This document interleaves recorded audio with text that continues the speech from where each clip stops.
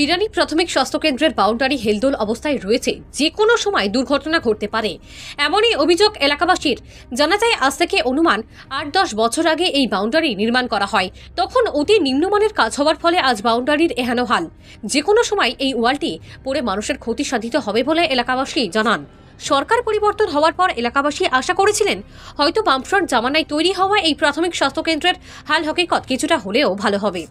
তৎকালীন সরকার 10 শয্যা বিশিষ্ট হাসপাতালে রূপান্তর করেছিল এই প্রাথমিক স্বাস্থ্য কেন্দ্রটিকে, কিন্তু কোয়ার্টার না থাকার কারণে তা তখন সম্পূর্ণ করা হয়নি। পরবর্তী সময়ে কোটি টাকা খরচ করে কোয়ার্টার নির্মাণ করা হলেও এখন ডাক্তার বা নার্সের কোনো দেখা নেই। অথচ রাজ্যে অনেক নার্স বেকার পড়ে রয়েছেন। রাজ্য সরকার যাতে এই ইরানি প্রাথমিক স্বাস্থ্য কেন্দ্রটিকে উন্নত করে কৈলাসহর উত্তর অঞ্চলের মানুষের সুবিধা করে দেয়, সেই আর্জি জানানো হয় এলাকাবাসীর পক্ষ থেকে।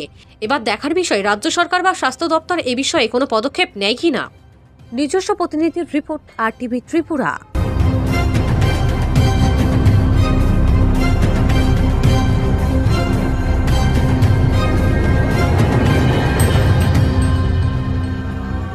ইরানি প্রাথমিক স্বাস্থ্য কেন্দ্রের সব এটা তো এইদিকে প্রতিদিন কমসে কম 8 থেকে 10,000 লোকের যাতায়াত, কয়েক হাজার যানবাহন চলাচল করে।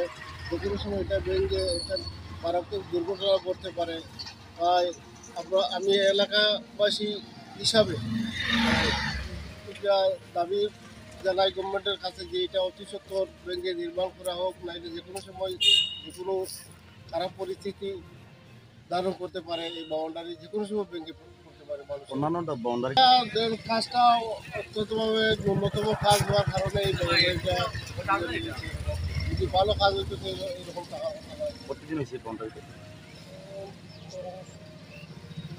8-10 বছর বাকি বাউন্ডারিটার থেকে এর আগে প্রয়োজন ক্ষেত্রে একসাথে করা হয়েছে।